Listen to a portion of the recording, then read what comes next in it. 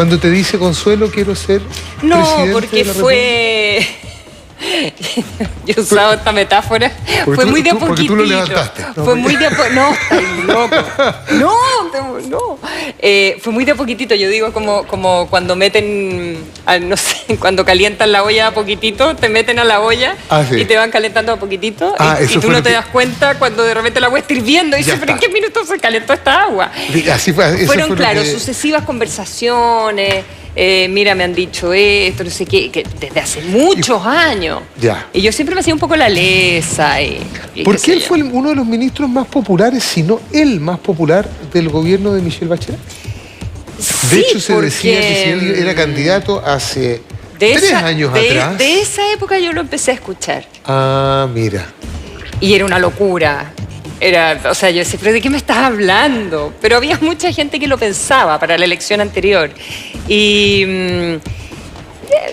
mí me parecía en ese minuto que era algo completamente fuera de lugar, pero no sé, quién sabe, da lo mismo. Hace 3 años atrás, Lago, Condiciones no fue, después Insulza, no fue, terminó siendo Frey. Terminó siendo Eduardo Frey, que no fue una buena decisión. Quizás podría haber sido Andrés, no sé, quién sabe. Pero de esa época que yo ya lo empecé a escuchar, entonces imagínate todos los años que yo vengo teniendo conversaciones que tienen que ver con esto. Yo al principio me hacía muy la lesa, me reía pero se va formando una convicción y te empiezan a rodear personas que creen en la idea, que creen en la importancia del mundo independiente, que creen en la importancia de que la concertación se vuelva a fortalecer, a renovar con más matices de los que tiene hoy, que el matiz no sea solo esta nueva mayoría para un lado, sino que también se recupere para el otro. Tú dijiste en algún momento que lo peor que le podía pasar a la oposición es la sandía calá. O sea, tú también te hiciste esa convicción. Sí, yo me hago esa convicción. Yo creo que en la vida lo peor es la sandía calá. No, estamos hablando de la zona de confort, entonces, digamos. Creo que tiene que ver con tomar riesgos, con aumentar el abanico de posibilidades, ya sea estemos hablando de la política o estemos hablando de tu vida personal, de aumentar el registro, de aumentar los colores. En un minuto la concertación en el arcoíris, me parece que en un minuto como que eso se desvaneció un poco el colorido.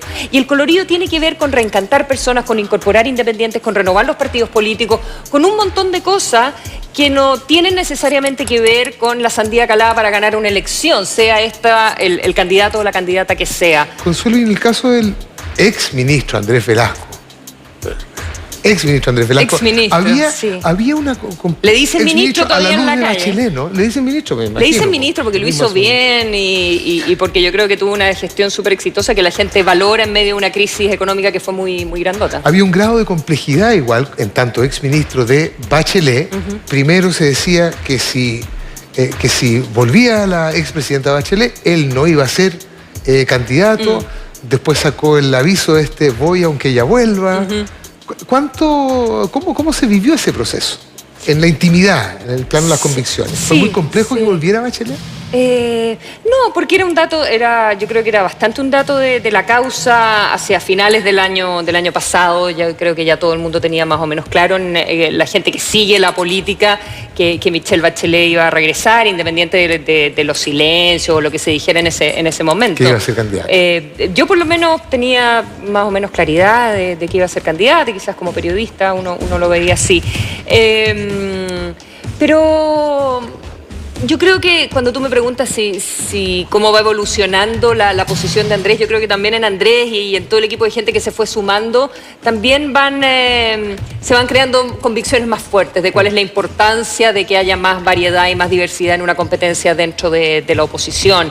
Y en eso al final cristaliza como la importancia de la primaria, también de la primaria, como cuando la gente está tan como desafectada de la política y encuentra que todas las decisiones se toman al 3 y al 4.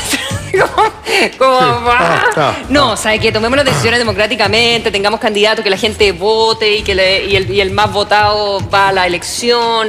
Tiene que ver también con darle como una capa más de legitimidad democrática a un sistema político que está bien desacreditado. Consuelo, ¿y qué expectativas tienes en las primarias? Que nos vaya súper bien. ¿Ya? Sí, pues.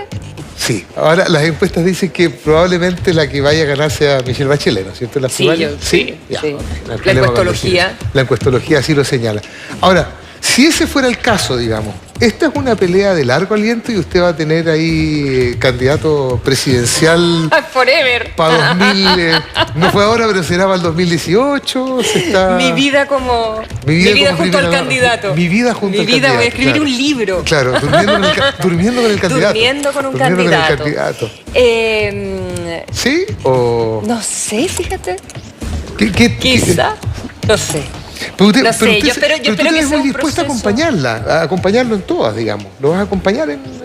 Sí, yo creo que somos una pareja que nos acompañamos mutuamente. En un minuto yo me quise venir a Chile, vivíamos en Estados Unidos, Andrés dejó su carrera como académico, se empezó a incorporar en política. Creo que somos una pareja donde nos turnamos bien en los apoyos. Creo que siempre en una pareja hay uno que tiene que apoyar al otro cuando el otro está embarcado en un proyecto. Otras veces se hacen las cosas en conjunto, en la crianza, por ejemplo. Pero probablemente en las carreras profesionales uno se va turnando en ese apoyo. Y a mí me gusta acompañar a Andrés, me ha gustado estar... juntos por primera vez en un proyecto además público, ha sido bonito, he estado muy contenta. ¿Es tu primera incursión en la política dura, digamos? Sí, yo nunca he pertenecido ni a un club de rayuela, ¿Tu papá era nada. intendente? Sí, diputado demócrata cristiano, mi papá era, sí, mi papá fue diputado de C, fue intendente de Santiago, un político demócrata cristiano tradicional. Esa experiencia de tener el recuerdo de tu padre intendente, exdiputado, demócrata cristiano, ¿te ha servido para sobrellevar esta pasada con el candidato? No tanto, porque en mi casa siempre se habló de política y todo, pero yo no había nacido cuando mi papá era... Yo soy muy joven. ¿No habías nacido cuando tu papá era...? No, cuando era intendente no. Cuando fue diputado sí, pero es que fue muy corto, fue el 73. Ah, cortito. Entonces esa elección fue en marzo. Claro, y en septiembre caput. Se acabó el... bueno, uno de los motivos de orgullo, eso sí, es que él fue de los que supusieron... Sí, la carta se redactó en mi casa, de hecho, el primer borrador de esa carta, sí. Porque Leighton estaba medio escondido, estaba alojando en mi casa. Yo tenía 3 años, digamos, esta es una historia que a mí me han contado. Así que la primera versión de esa carta donde 13 demócratas cristianos dicen que el gobierno de Pinochet es inconstitucional, se redactó en la casa